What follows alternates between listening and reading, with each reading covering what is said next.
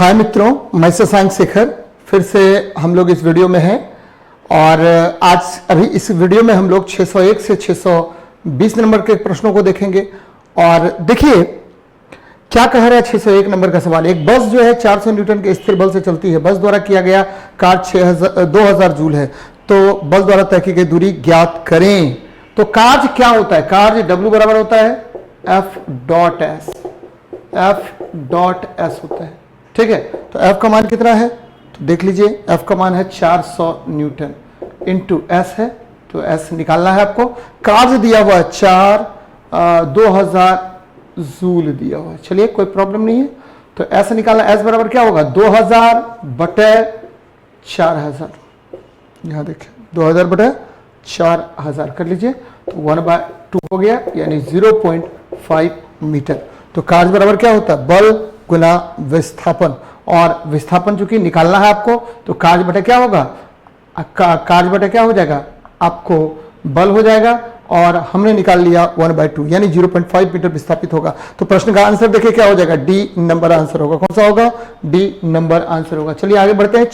602 number देखिए। एक कुली 100 metre की दूरी तक 500 न्यूटन का भार उठाता है। इसके द्वारा किया गया कार्य क्या होगा? तो आसान प्रश्न है, चलिए करके देखते हैं। क्या कह रहा है कि एक कुली जो है, ठीक है, 500 न्यूटन का भार उठाता है, 100 मीटर दूरी तय करता है, तो किया गया कार्य कितना होगा?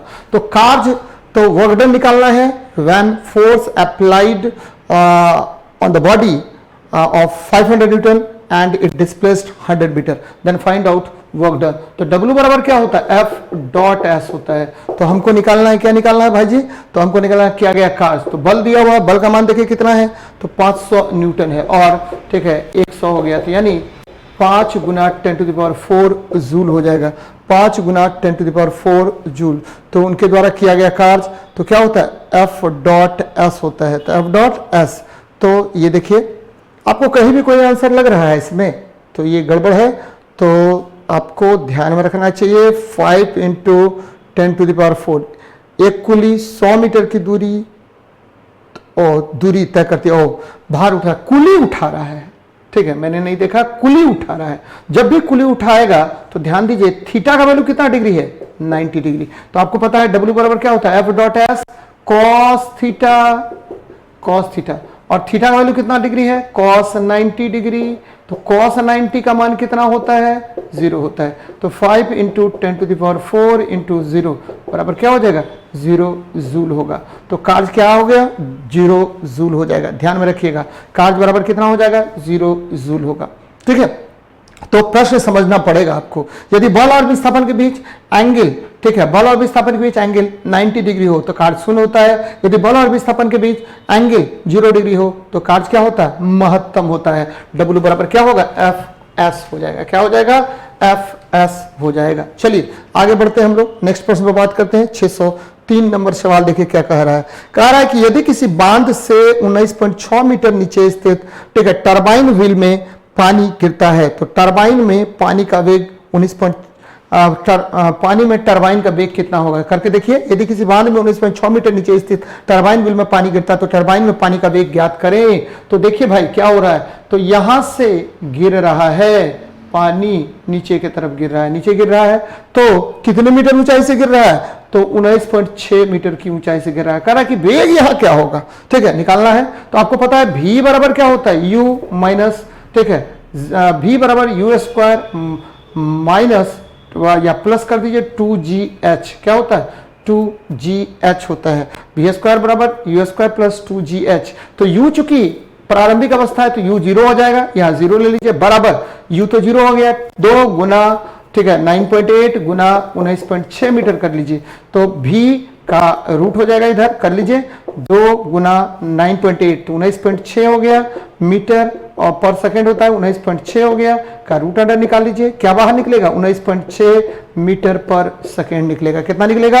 19.6 मीटर पर सेकेंड निकलेगा। तो ध्यान में रखिए ये 19.6 मीटर पर सेकेंड निकलता है। तो वेग क्या हो गया? V बराबर U, ठीक है, V² बराबर U² प्लस 2GH से हमने इस सवाल को डील कर लिया। चलिए आगे बढ़ते हैं। चांदी का अपेक्षित घनत्व 10.8 है, तो पानी का घनत्व 10⁻³ kg पर मीटर क्यूब है। यहाँ गड़बड़ है, मीटर स्क्वायर नहीं, केजी पर मीटर क्यूब होगा। तो असाई मात्रक चांदी का घनत्व क्या होगा? तो चांदी का घनत्व क्या होता है आपको पता है कि किसी वस्तु का घनत्व, ये देखिए आरडी रिलेटिव डेंसिटी बराबर क्या होता है? तो वस्तु का घनत्व यानी आपको डेंसिटी ऑफ द बॉडी, वस्तु का घनत्व डेंसिटी ऑफ द बॉडी, बटे ठीक है डेंसिटी ऑफ वाटर, ठीक है जल का घनत्व होता है, जल का घनत्व होगा। चलिए करके देखिए, जल का घनत्व वस्तु का घनत्व बटा जल का घनत्व होगा। तो करके देखिए क्या हो जाता है। वस्तु का घनत्व कितना है? तो वस्तु का घनत्व भाई जी है आपको ठीक है नहीं पता है, निकालना है तो मान लेते हैं डी मान लीजिए, और ये क्या है आपको चांदी है तो एजी कर लेते हैं इसको डी एजी। और ये देखिए जल का घनत्व कितना होता है 10⁻³ और इसका कितना है तो 10.8 है, 10.8 है कर लीजिए। अब देखिए हमको डेंसिटी निकालना है किसका? एजी का, बराबर 10.8 गुना 10⁻³ केजी पर मीटर क्यूब होता है। तो ध्यान में रखिए केजी पर मीटर क्यूब होगा। तो डेंसिटी ऑफ एजी जो होगा सिल्वर जो होगा 10.8 इंटू 10⁻³ केजी पर मीटर क्यूब होता है। तो निकल गया आपको आंसर। चलिए आगे बढ़ते हैं हम लोग। अब बात करते हैं हम नेक्स्ट 605 नंबर प्रश्न पर। क्या है? प्रतिध्वनि सुनाई देने के लिए स्रोत और श्रोता के बीच की दूरी लगभग कितनी होनी चाहिए? आपको पता होना चाहिए कि जब ध्वनि किसी परावर्तक सतह से टकराकर ठीक है 1/10 सेकंड में पुनः सुनाई देती है तो ऐसी ध्वनि को हम प्रतिध्वनि कहते हैं, इको कहते हैं। क्या होता है कि when sound waves after reflecting from any surface is return back to observer, then two sounds are hearing by observer attached with each other. This is known as echo. और आपको पता होना चाहिए इको जब भी यहाँ से यहाँ चला और वापस आ गया तो क्या हुआ 1/10 सेकंड में पुनः सुनाई दिया। तो इसी घटना को हम लोग क्या बोलते हैं? प्रतिध्वनि कहते हैं। और ध्यान में रखिए प्रतिध्वनि अगर हो रहा है तो क्या हो जाएगा? तो प्रतिध्वनि के लिए न्यूनतम दूरी x बराबर कितनी होनी चाहिए? तो 16.6 मीटर या 17 मीटर के अप्रोक्सीमेटली होता है, बराबर होता है। तो प्रतिध्वनि क्या होता है कि जब ध्वनि किसी परावर्तक माध्यम से टकराकर पुनः श्रोता को सुनाई देती है 1/10 सेकंड में, तो दो ध्वनि आपस में जुड़ी हुई प्रतीत होती है। इसी घटना को हम प्रतिध्वनि कहते हैं। और प्रतिध्वनि के लिए ध्यान में रखिएगा कि न्यूनतम दूरी 16.6 मीटर या 17 मीटर होनी चाहिए। और प्रतिध्वनि का उपयोग किसमें करते हैं? तो पहला उपयोग समुद्र की गहराई ज्ञात करने में, दूसरा उपयोग ध्यान में रखिएगा प्रतिध्वनि पहला उपयोग क्या हो गया? समुद्र की गहराई ज्ञात करने में। दूसरा जो उपयोग मुख्य उपयोग है वह उपयोग है आपको क्या पहाड़ों के बीच की दूरी ज्ञात करने में। तीसरा उपयोग आपका मुख्य जो उपयोग है, तीसरा बहुत इंपॉर्टेंट उपयोग होता है, ध्यान में रखिएगा। देखिएगा कि हम लोग डॉक्टर जो है वो स्टेथोस्कोप के द्वारा हमारे दिल का धड़कन पता करता है, तो उसमें भी प्रतिध्वनि का उपयोग होता है। चलिए आगे बढ़ते हैं। 606 नंबर प्रश्न देखिए क्या कह रहा है कि भाई 2 मीटर लंबी एक समान चेन टेबल पर ऐसी रखी जाती है कि उसकी लंबाई का 60 सेंटीमीटर टेबल के कोने से मुक्त रूप से नीचे लटक रहा है। चेन का कुछ द्रव्यमान 4 केजी है, मतलब कुल द्रव्यमान 4 केजी है। टेबल पर पूरे चेन को खींचने में किया गया कार्य कितना होगा? तो आसान प्रश्न है। देखिए आपको ध्यान में रखना चाहिए कि कैसे हम लोग निकालते हैं इसका, ठीक है। तो कैसे निकालेंगे हम? तो ध्यान में रखिए कि टेबल पर चेन को खींचने में जो गतिज ऊर्जा होगा वो क्या होता है? तो काइनेटिक एनर्जी बराबर हम क्या करते हैं टेबल पर। आपको पता है ये टेबल पर हमने क्या किया, चेन को रख दिया है और इसका कुछ भाग जो है कहाँ नीचे लटक रहा है। ये भाग कुछ क्या हो रहा है, नीचे आपको लटक रहा है। तो अब क्या करना है आपको निकालना है। तो क्या होता है कि 1/2 इंटू, ध्यान में रखिए 1/2 इंटू टेबल से लटके भाग का वर्ग, टेबल से लटके भाग का वर्ग, टेबल से लटके भाग का वर्ग, ध्यान दीजिएगा लटके भाग का वर्ग यानी पार्ट ऑफ चेन, ठीक है, चेन आपको डाउन टू द टेबल, इसको हमको करना है part hang from the table, और m इंटू जी, और ध्यान दीजिए कुल लेंथ जो है किसका, चेन का, उस लेंथ को, ठीक है। तो निकाल लीजिए इसको 1/2 इंटू, देखिए टेबल से कितने भाग को हमने लटका के रखा है, तो टेबल से हमने लटका के रखा है कितने भाग को, तो ध्यान में रखिए 0.6, ठीक है 0.6, चूंकि 60 सेंटीमीटर है तो 60 सेंटीमीटर को जब हम मीटर में बदलेंगे तो ये क्या होगा 0.6 मीटर हो गया। तो 0.6 मीटर है आपका, 0.6 क्या है, मीटर है, ठीक है। और का क्या कर दीजिए, टेबल से लटके भाग का क्या करना है आपको, वर्ग करना है। तो क्या कर लीजिए, 0.6 भाग लटका हुआ है का स्क्वायर कर लीजिए गुना m। m का वैल्यू कितना होता है ध्यान दीजिएगा, ठीक है, m का वैल्यू क्या होता है, ठीक है। तो m का वैल्यू कितना होता है, तो m का वैल्यू होता है देखिए, ठीक है, m का वैल्यू होता है 4 kg दिया हुआ है गुना आपको 4 kg दिया हुआ द्रव्यमान, और क्या और करना है आपको, तो g का मान 10 है और इसका लेंथ भी 2 है, करके देख लीजिए। तो 0.6, ठीक है। और ये जो है हैंगिंग पार्ट, लटके टेबल से लटके हुए भाग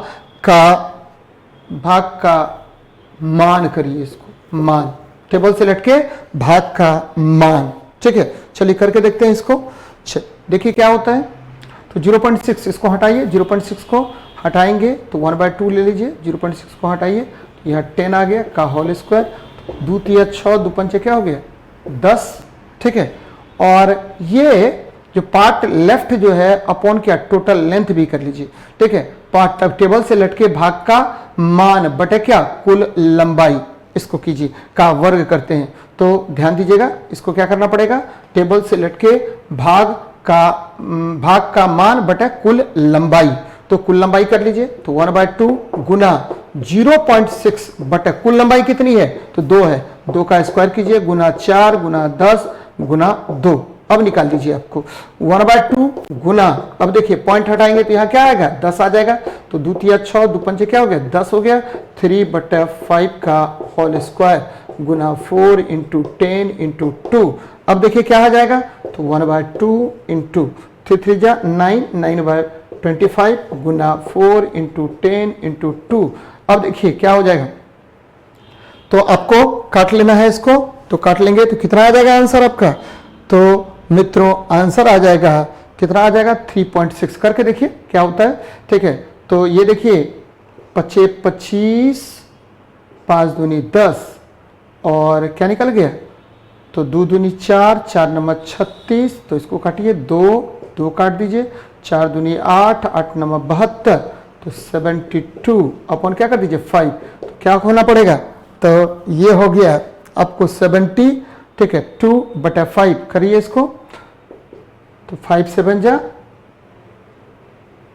5 1 जा 5, 5 1 जा क्या हो गया 5 हो गया, और ठीक है ध्यान में रखिए 5 1 जा 5, 9/25 हो गया। तो क्या किया हमने, तो ध्यान दीजिएगा जरा क्या हो रहा हमारा आंसर 1/2 इंटू 9/25, कोई प्रॉब्लम नहीं, गुना 4 इंटू 10 इंटू 2, 1/9 इंटू 4 इंटू 10, ठीक है।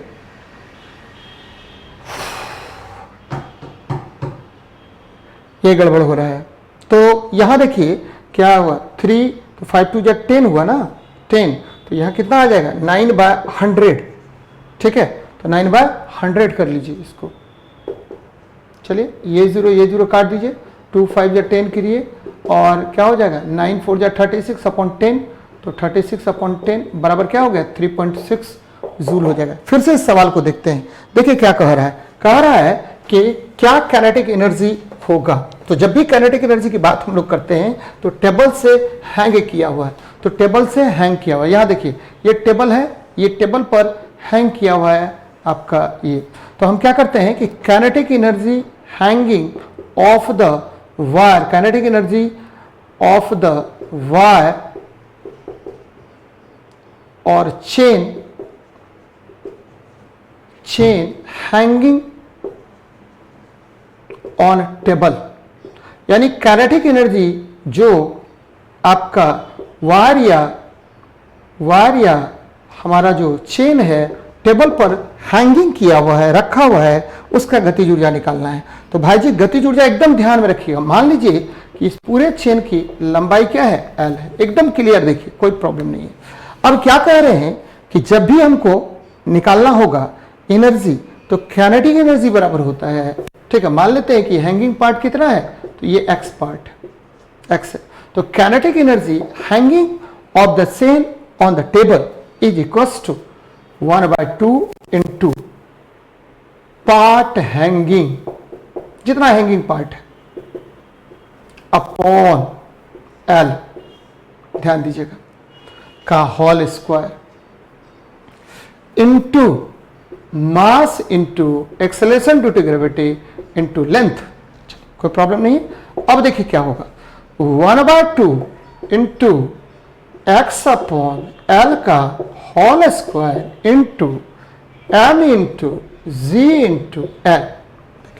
हो गया, ये फॉर्मूला मैंने आपको निकाल के दे दिया। अब इसको काइनेटिक एनर्जी को फिर से निकालिए, क्या कह रहा है, तो 1/2 कोई प्रॉब्लम नहीं इंटू 0.6 अपॉन क्या हो जाएगा, ये है 2 का होल स्क्वायर गुना मास m गुना जी, 10 हो गया, l का 2 हो गया। तो ये मास कितना है, 4 kg है, तो 1/2 इंटू क्या हो जाएगा भाई, तो 0.6, तो पॉइंट हटाएंगे तो 6 आ गया, अपॉन 2 इंटू 10, ध्यान दीजिए 2 3 या 6 आप कर सकते हैं, काट दीजिए, का होल स्क्वायर गुना 4 इंटू 10 इंटू 2, 1/2 इंटू 3 3 जा 9 अपॉन 100 इंटू 4 2 जा 8 इंटू 10 कर दीजिए, 8 इंटू 10, तो भाई जी ये 0 काट दीजिए, ठीक है। अब क्या करेंगे, ठीक है, 2 4 जा 8 और 9 4 जा 36 बटा 10 बराबर क्या हो गया, 3.6 जूल। तो आंसर एकदम सिंपल है, ध्यान में रखना है, 3.6 जूल निकलेगा। थोड़ा सा कठिन है सवाल, अब आपको ये फॉर्मूला ध्यान में रहना चाहिए, तभी जाके आपको बनेगा। तो एकदम ध्यान में रखिएगा कि जब भी टेबल पर हमने, ठीक है, किसी भी आपको चेन को हैंगिंग किया, तो जितना हैंगिंग पार्ट है, तो एनर्जी, काइनेटिक एनर्जी बराबर 1/2 इंटू जितना पार्ट हैंगिंग है वो अपॉन टोटल लेंथ का स्क्वायर इंटू क्या हो जाएगा, mass into acceleration due to gravity into total length of the chain को मल्टीप्लाई कर दीजिए, उससे निकाल लीजिए। तो ये आपको ध्यान में रखना पड़ेगा, क्योंकि एग्जाम हॉल में फास्ट बनाना है, तो इसको ध्यान में रखिए। 1/2 into X by L, where X is the part of hanging chain, ठीक है, डाउन टू द टेबल, और स्क्वायर कर देंगे इंटू एम इंटू जी इंटू एल, यानी M G L into 1/2 into X बटे एल का होल स्क्वायर। चलिए, तो ये ध्यान में आपको होगा रहेगा। चलिए आगे बढ़ते हैं। कह रहा है कि 10 ग्राम द्रव्यमान की गोली 1000 मीटर पर सेकंड के आरंभिक वेग से राइफल से निकलती है कि 10 gram bullet fired from rifle with 1000 metre पर सेकेंड एंड इट पृथ्वी पर समान स्तर पर 500 मीटर पर सेकंड के वेग से टकराती है, तो वायु के प्रतिरोध का सामना करते हुए कार्य जूल में ज्ञात कीजिए। कोई प्रॉब्लम नहीं है, 1 सेकंड में बन जाएगा आपका सवाल।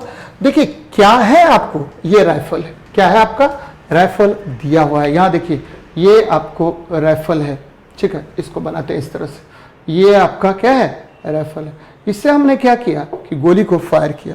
तो जब हम किसी राइफल से गोली को फायर करेंगे तो भाई जी क्या होगा, तो काइनेटिक एनर्जी में चेंजेस होगा। क्या होगा, काइनेटिक एनर्जी में चेंजेस होगा। तो वर्क डन कह रहा है निकालने के लिए, तो वर्क डन बराबर change in kinetic energy Ke2 minus क्या करना पड़ेगा, Ke1। वर्क एनर्जी थ्योरम से क्या होता है कि the change in kinetic energy equals to work done. अब देखिए कितना ग्राम का गोली है भाई जी, 10 ग्राम का गोली है, तो 10, तो पहले तो इसको फॉर्मूला लिख लीजिए, 1/2 m v square minus 1/2 m u square. तो भाई ठीक है, 1/2 m को बाहर निकाल लीजिए, v स्क्वायर माइनस क्या करेंगे, u स्क्वायर।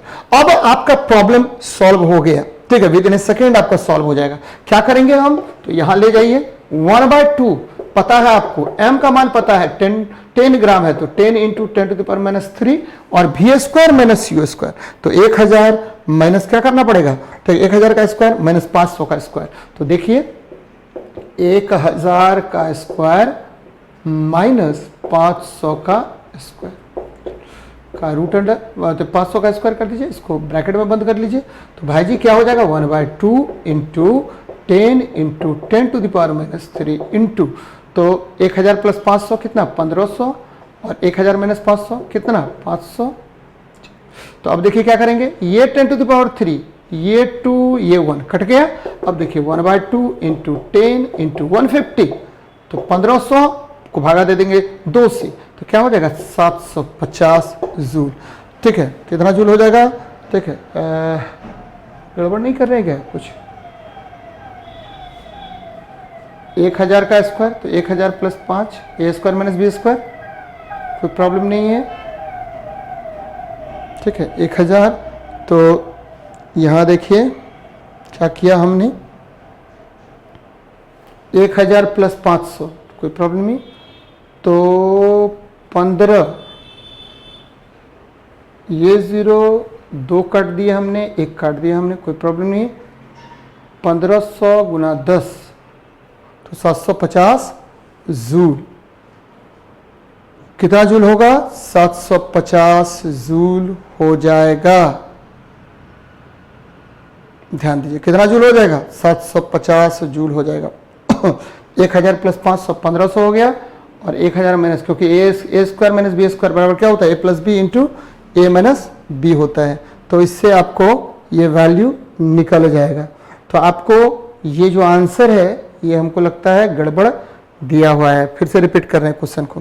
कह रहा है कि वायु प्रतिरोध पर किया गया कार्य कितना है? 10 ग्राम द्रव्यमान की एक गोली 1000 मीटर पर सेकंड के वेग से निकलती है। ठीक है, पृथ्वी पर समान स्तर पर 500 मीटर के वेग से टकराती है। वायु के प्रतिरोध का सामना करके किया गया कार्य क्या होगा? तो 1/2 इंटू एम गोली का द्रव्यमान और गुना 10⁻³ 1000 का स्क्वायर, कोई प्रॉब्लम नहीं है। ठीक है, 500 का स्क्वायर, तो 1000 प्लस 500 कितना हो गया? 1500। ठीक है, और गुना 500, कोई प्रॉब्लम नहीं है।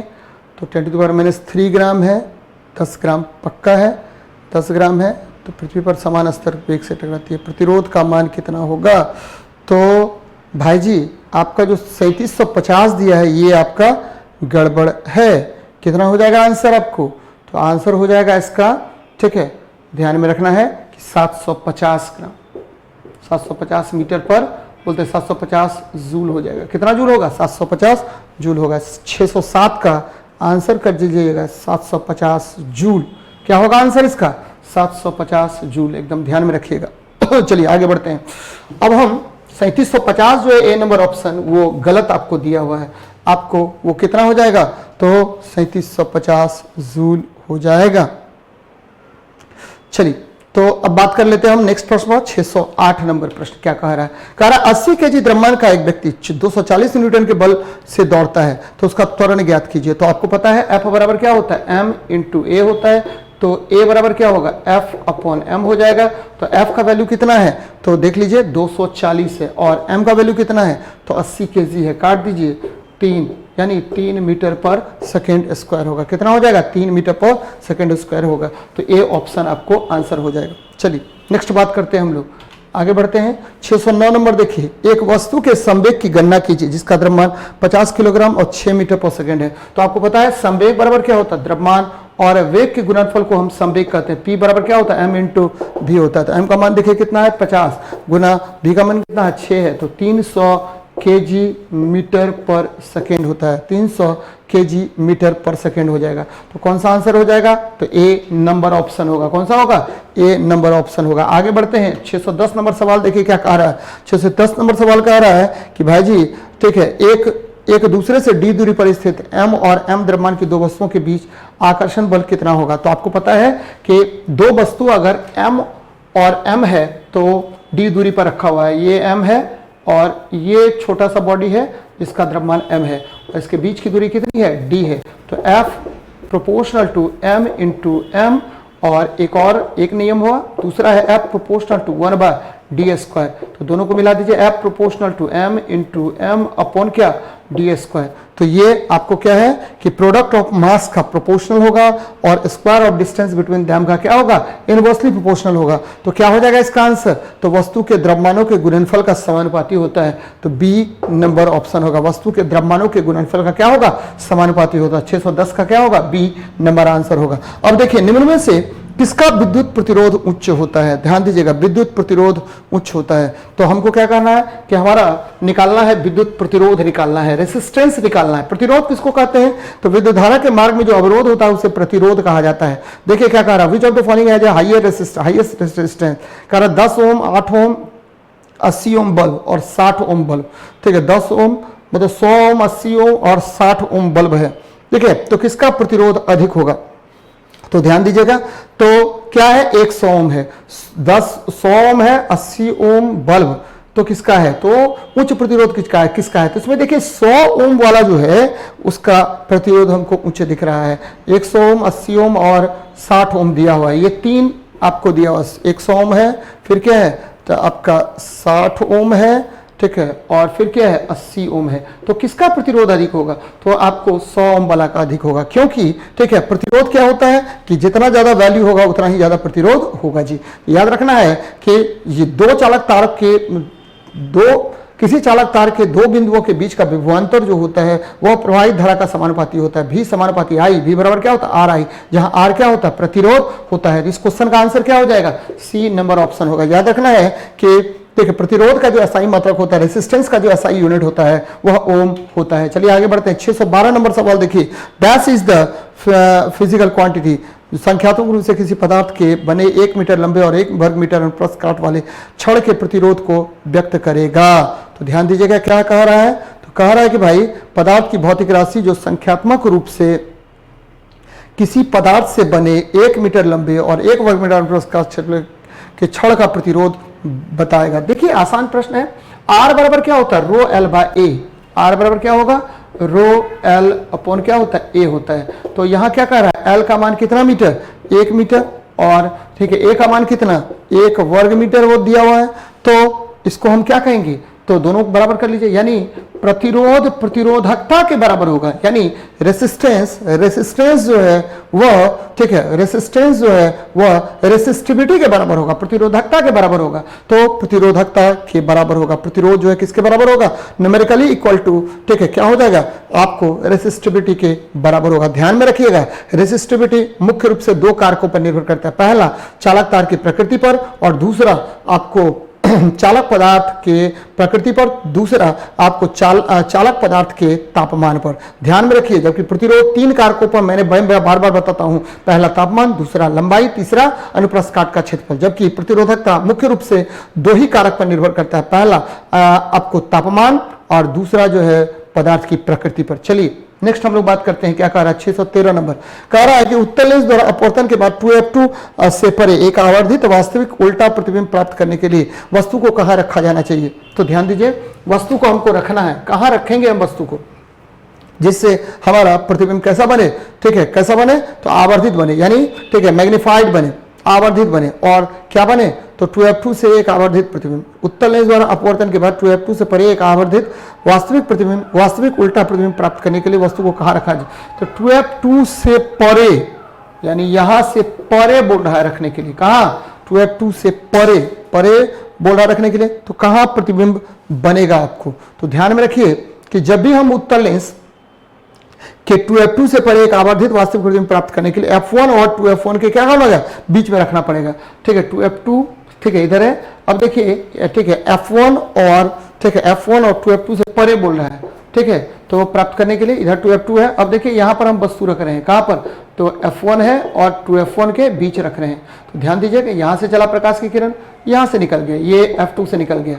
अब देखिए चला एक प्रकाश की किरण, यहां से चला और ये जाकर के मिल गया। तो कहां मिलेगा ये, ठीक है, तो ध्यान में रखिएगा कि जब भी फोकस और 2f1 और f1 के बीच रखेंगे तो ये बनेगा कहां पर, ठीक है, तो 2f2 और अनंत के बीच बनेगा। ध्यान में रखिएगा कहां बनेगा, 2f2 और अनंत के बीच बनेगा प्रतिबिंब, और ये क्या बनेगा, बड़ा बनेगा, ठीक है, और कैसा बनेगा, उल्टा बनेगा, और कैसा बनेगा, वास्तविक बनेगा। ध्यान में रखिए, व्हेन ऑब्जेक्ट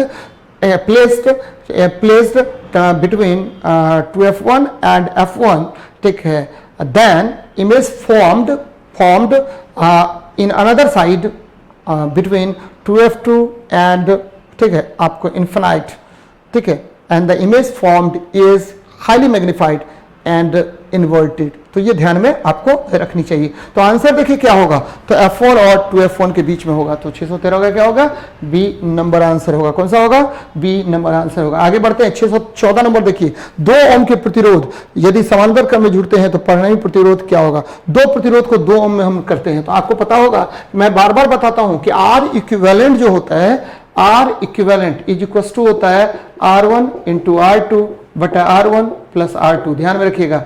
और ये देखिए 2 गुना 2 बटा 2 प्लस 2 यानी 4 बटा 4 यानी क्या हो गया 1 ओम हो गया। ध्यान में रखिएगा कि समतुल्य प्रतिरोध समानांतर क्रम में जो होता है वो दोनों प्रतिरोध के मान से हमेशा कम होता है। ध्यान में रखना है, दोनों प्रतिरोध का मान जो होगा उससे हमेशा कम मान होता है। तो 2 ओम के प्रतिरोध को अगर समानांतर क्रम में पैरेलल में जोड़ेंगे तो जो समतुल्य प्रतिरोध होगा वो हमेशा क्या होगा कम होगा। और ठीक है, यहां पर R इक्विवेलेंट बराबर क्या होगा 2 गुना 2 बटा 2 प्लस 2 यानी R1 इंटू R2 बटा R1 प्लस R2, तो निकल गया आपको। तो आंसर क्या हो जाएगा 1 ओम हो जाएगा। क्या हो जाएगा 1 ओम हो जाएगा। तो आंसर हो गया बी नंबर ऑप्शन। कौन सा हो गया बी नंबर ऑप्शन हो गया। चलिए आगे बढ़ते हैं। कह रहा है कि एक दूसरे से डी दूरी पर m और m द्रव्यमान वाले वस्तु रखे हुए हैं। तो मैं तो थोड़ी देर पहले ही बताया था आपको कि देखिए दो ठीक है द्रव्यमानों के बीच लगने वाला जो बल होता है वह द्रव्यमानों के गुणनफल का समानुपाती और उसके बीच की दूरी के वर्ग का क्या होता है व्युत्क्रमानुपाती। और इसी से निकाल लेते हैं F बराबर जी एम, ठीक है m अपॉन क्या डी स्क्वायर होता है, जहां जी जो है ग्रेविटेशनल कांस्टेंट है। तो देख लीजिए इस प्रश्न में क्या कह रहा है तो 1 बाय डी स्क्वायर, तो कहाँ गया 1 by D square 1 by D square 1 by D square, तो 1 बाय डी स्क्वायर, तो उसके बीच की दूरी का वर्ग का समानुपाती, उनके बीच की दूरी के घन का समानुपाती, उनके बीच की दूरी के वर्गमूल का 1/2 का समानुपाती, व्युत्क्रमानुपाती, डी स्क्वायर का व्युत्क्रमानुपाती। क्वेश्चन में ही कह रहा है व्युत्क्रमानुपाती, तो क्वेश्चन में कह रहा है तो डी स्क्वायर का क्या होगा व्युत्क्रमानुपाती होगा। तो आंसर हो जाएगा बी नंबर। कौन सा नंबर होगा बी नंबर आंसर होगा। चलिए आगे बढ़ते हैं, नेक्स्ट प्रश्न में बात करते हैं। कह रहा है यदि 3 एम्पियर की धारा 1 मिनट के लिए प्रवाहित होती है तो इतने समय में कितना आवेश प्रवाहित होगा। तो आपको पता है आई बराबर क्या होता है Q बाय टी, यानी विद्युत धारा आई बराबर क्या हो जाएगा Q बाय टी होता है। तो Q बराबर क्या होता है आई इंटू टी होता है। आई का मान कितना दिया हुआ है देख लीजिए 3 एम्पियर है, गुना क्या कर दीजिए 1 कर लीजिए। 1 मिनट है तो 1 मिनट को सेकंड में बदल लीजिए, 1 मिनट है आपको तो 1 मिनट को सेकंड में 3 गुना ठीक है 60 सेकंड हो गया, 6 3 क्या हो गया 18 यानी 180 कूलम्ब हो जाएगा। कितना कूलम्ब हो जाएगा 180 कूलम्ब हो जाएगा। तो आंसर क्या हो जाएगा बी नंबर आंसर होगा। याद रखना है क्या नंबर होगा बी नंबर आंसर होगा। तो 616 का क्या हो गया बी नंबर आंसर होता है। चलिए आगे बढ़ते हैं। ध्वनि की आवृत्ति भी तरंग दैर्घ्य लैम्ब्डा और चाल के बीच संबंध क्या होता है। आपको पता होनी चाहिए कि v बराबर क्या होता है न्यू लैम्ब्डा होता है। क्या होता है v बराबर न्यू लैम्ब्डा, इस तरह से लिख सकते हैं न्यू लैम्ब्डा, यानी ठीक है आपको आवृत्ति गुना तरंग दैर्घ्य होता है। आवृत्ति गुना क्या करेंगे तरंग दैर्घ्य, आवृत्ति और तरंग दैर्घ्य के गुणनफल को हम लोग क्या कहते हैं आपको तरंग दैर्घ्य के गुणनफल को क्या कहेंगे तरंग का वेग कहते हैं। तो v बराबर न्यू लैम्ब्डा। तो देखिए कहाँ कौन सा ऑप्शन है तो v बराबर न्यू लैम्ब्डा। तो ऑप्शन नंबर सी देखिए क्या है आपका सी नंबर ऑप्शन है v बराबर न्यू लैम्ब्डा। तो आंसर क्या हो जाएगा सी नंबर आंसर होगा। चलिए आगे बढ़ते हैं। ठीक है 618 देखिए श्रेणी क्रम में जुड़े 3 ओम और 6 ओम का परिणामी प्रतिरोध निकालिए। तो आपको पता है होगा कि श्रेणी क्रम में जब भी प्रतिरोधों को हम जोड़ते हैं तो R इक्विवेलेंट बराबर क्या होता है R इक्विवेलेंट बराबर R1 प्लस क्या होगा R2 होगा। किसमें सीरीज में जब जोड़ते हैं। और जब हम आपको पैरेलल में जोड़ते हैं तो क्या होता है जब भी पैरेलल में जोड़ेंगे तो R इक्विवेलेंट बराबर क्या होता है याद रखना है R1 इंटू R2 बटा R1 प्लस R2 होता है, याद रखना है। तो अब देखिए श्रेणी क्रम में हम जोड़ रहे हैं ये पैरेलल में है तो क्या करेंगे आपका R इक्विवेलेंट बराबर क्या होगा R1 प्लस R2, तो 3 प्लस 6 बराबर क्या हो गया 9 ओम होता है। कितना ओम हो जाएगा 9 ओम हो जाएगा। तो आंसर क्या हो जाएगा इसका डी नंबर आंसर होगा। कौन सा नंबर होगा डी नंबर होगा आंसर होगा। 618 का क्या हो गया डी नंबर। चलिए आगे बढ़ते हैं। 619 नंबर देखिए क्या कह रहा है। यदि ध्वनि तरंग की आवृत्ति 50 हर्ट्ज हो उसका तरंग दैर्घ्य 4 मीटर हो तो ध्वनि तरंग की चाल कितनी होगी। आपको पता होगा कि ध्वनि तरंग की चाल v बराबर क्या होता है तो n इंटू लैम्ब्डा होता है। क्या होता है v बराबर n into lambda, n into lambda होता है। तो चलिए करके देखते हैं कितना है तो 50 हर्ज है गुना क्या हो गया 4 हो गया तो 200 मीटर पर सेकंड होता है। कितना हो गया 200 मीटर पर सेकंड। याद रखिएगा कि तरंग का वेग बराबर आवृत्ति गुना तरंग दैर्घ्य यानी फ्रीक्वेंसी इंटू वेवलेंथ होता है। ठीक है वेव वेलोसिटी बराबर ठीक है फ्रीक्वेंसी इंटू वेवलेंथ तरंग दैर्घ्य होता है। तो तुरंत आपको आंसर निकल जाएगा।